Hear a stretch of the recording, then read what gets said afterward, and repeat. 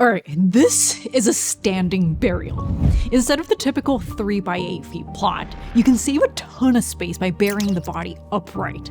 In fact, if we compress all the 8 billion humans into pure volumetric space, we could fit everyone into a cube roughly 800 meters on each side. But of course, we're not accounting for all the land and the rituals that we traditionally dedicate to the dead. So just considering the space you need for the casket, we would need a cube of about 46 times bigger. And burial sites, they're not cheap.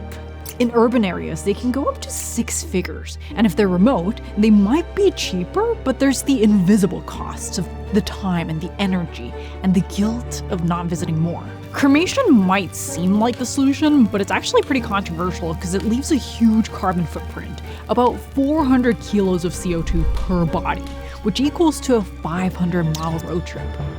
So dying, it's a real problem, and a lot of cities are running out of space, so people all over the world have been trying to develop new solutions. But there's something about this that just feels wrong. Probably because our traditions around death is so intimate and also like thousands of years old. So is it even possible to create new rituals for the dead? And what does that mean for us, the living? There's actually lots of other species that bury the dead, but what makes us different is that we place meaning to burials through architecture. The Egyptian pyramids weren't just storage for dead bodies, they were cosmic stairways that help guide the soul into the afterlife. The Towers of Silence by the ancient Zoroastrians were an attempt to return the dead to the sky by raising them as high as possible and offering them to the elements. The early Christian catacombs were communal burials carved deep underground, so you could rest in a safe place, side by side with your fellow Christians who were persecuted most of their lives. There's actually nothing in the Bible or any other major scripture, for that matter, that explicitly say you need to bury the dead in a specific manner. The Christian catacombs were manually carved into soft rock, so carving horizontal niches was just more practical than, let's say, digging vertical shafts. So if we go back to our original question of why is this the most common way to bury the dead, despite the fact that throughout history, we've seen burials in crouch positions, or in fetal positions, or even in seated positions, or even in standing positions. The answer might be that, well, the Christians, they won. The biggest holiday in the world is Jesus' birthday. So sometimes practicality evolves into tradition.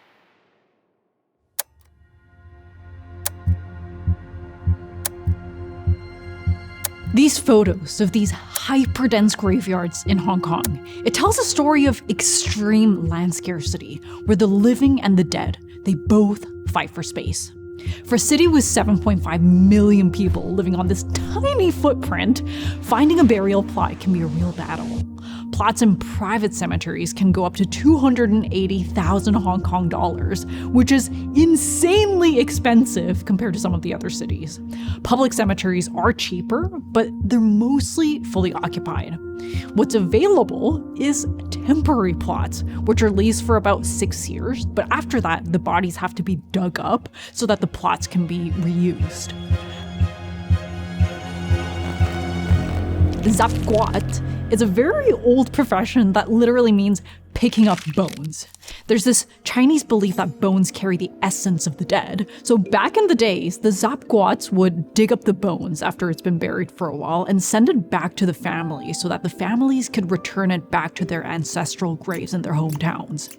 But now, the profession has evolved since, well, because families don't really have a choice but to remove the remains when the lease expires. But since most people don't have ancestral homes in mainland China anymore, most of the remains get cremated. The Hong Kong government has actually been pushing for cremation since the 60s, so that is what most people opt for, but even their columbariums, which are places for housing the ashes, are running out of space, and the wait time can be up to 7 years. So now it's evolved again, and it's become very common for people to scatter the ashes in a dedicated garden.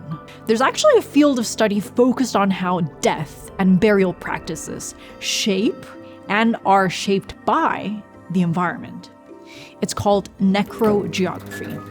And they reveal a lot about us, our culture and beliefs, and even all of the political and economic pressures related to mortality. And today, with everything that's going on, that pressure is higher than ever. But maybe it doesn't have to be this way. This is a proposal for a cemetery with no bodies or ashes, just USB sticks, that stores all of the photos or messages from your loved ones, which you can view on a screen. Instead of sitting there and trying to remember what they looked like, you can see your loved ones again in high def. And now, maybe you can even talk to them. This article tells the story of a guy whose mom was diagnosed with cancer. So he started to make a digital doppelganger of her using AI and hundreds of photos and videos, so he could talk to her even after she died. And apparently, these digital resurrections is actually a growing industry in China. AI companies like Superbrain has already completed thousands of orders, and they even offer different levels of interaction for a set price. A little bit Black Mirror, but it does make me wonder when our memories of a person are fully virtual, and when we lose that physicality, the graves and the headstones and the flowers or the incense. What exactly are we losing? You've probably noticed that I've been traveling quite a lot this year, and as a creator, it's very important for me to stay connected wherever I go. I've always wanted a way to do this with just one device, without dealing with portable routers or roaming fees or physical SIM cards. That's why I wanted to take a moment to talk about Cemeteries, which has made traveling and getting reliable connection effortless for me. And they're also the sponsor of this video. Using Cemeteries is super simple. All you have to do is download the app and choose your destination and pick a data plan that just works for you. And you're pretty much good to go.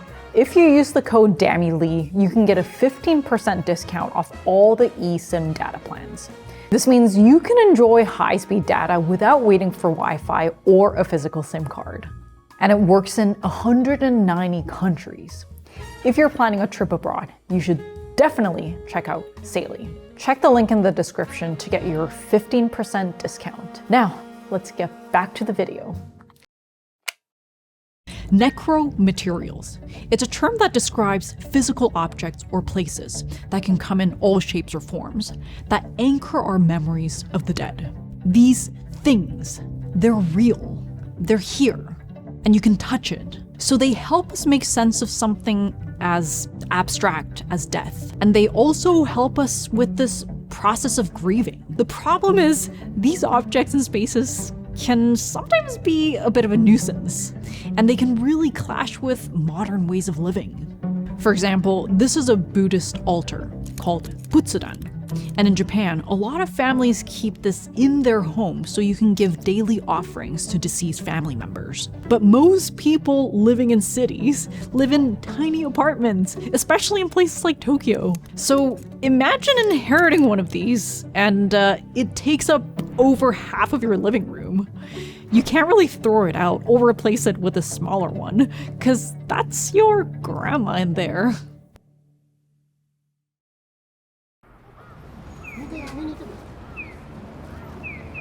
This is a very interesting solution.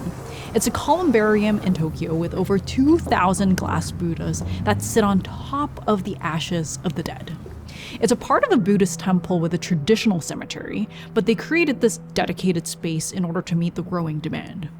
The monk that runs the temple let us in, but essentially you insert a digital card, which lights up a glass Buddha that's associated with your loved one. And being here, you can smell the incense, and even though it's a high-tech, digitized space, you feel a sense of peace. And if I were there to visit a family member, I can imagine feeling may be comforted by seeing all of these other people who have passed on. All of these Buddhas, arranged neatly in this grid, create this single unified space that makes you pause. And in a way, it turns death into a collective experience. It kind of reminded me of this quote: "Quantity has a quality of its own," by Joseph Stalin in a slightly different context. But meaning, having a large number of something can lead to a significant impact or effectiveness, regardless of the individual quality of each item. Not far from here, we have a different solution.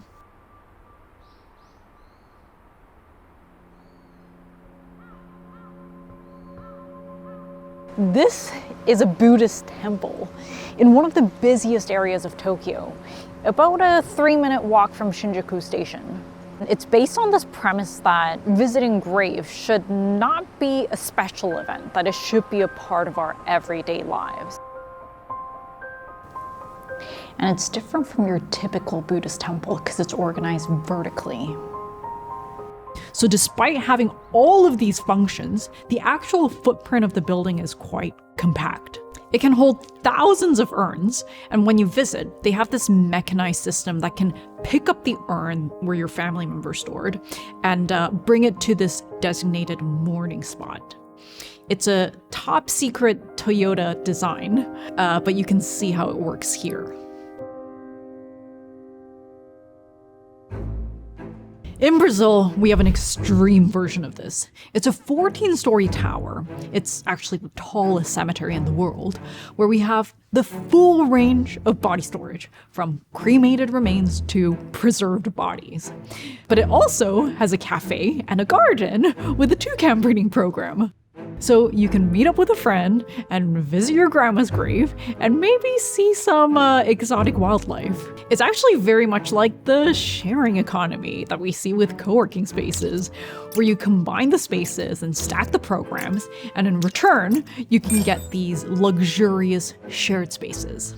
But I do wonder if all of this convenience is in some way diminishing the experience of grieving.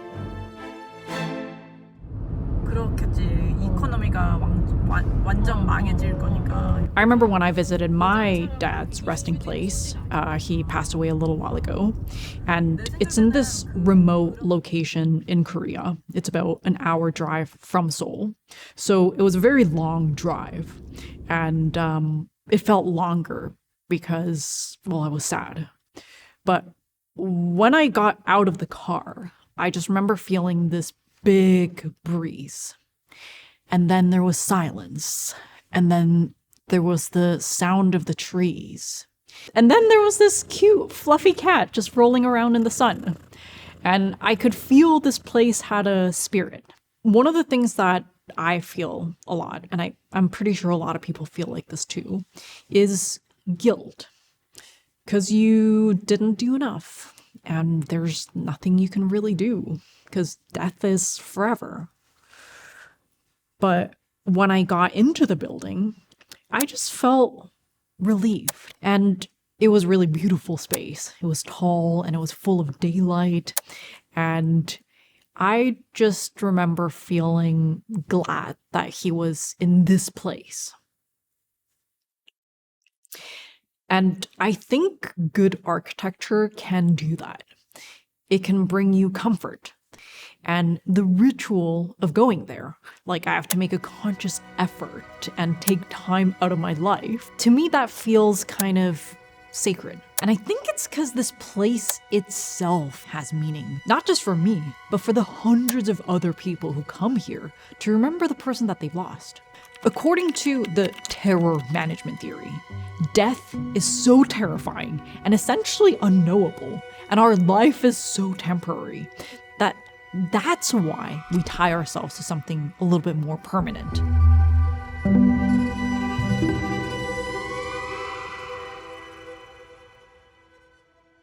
As I was making this video, my aunt passed away. So we flew out to Minnesota to be with the family. And some of my extended family flew out from Korea and New Zealand as well. And some of us hadn't seen each other for more than 10 years. We were only there for 3 days. But I really felt the time kind of stretch out and then also be compressed. We went through so many emotions, probably like all the emotions you would go through in the time span of a year. And we looked at old photos from when my parents and my aunts and uncles were kids, like younger than I am now. And I really felt just how fast time is passing. And I felt just how temporary everything is. It also made me feel more human. So maybe all of these objects and spaces that we dedicate to the dead, it's a way for us to hold on to this feeling just a little bit longer.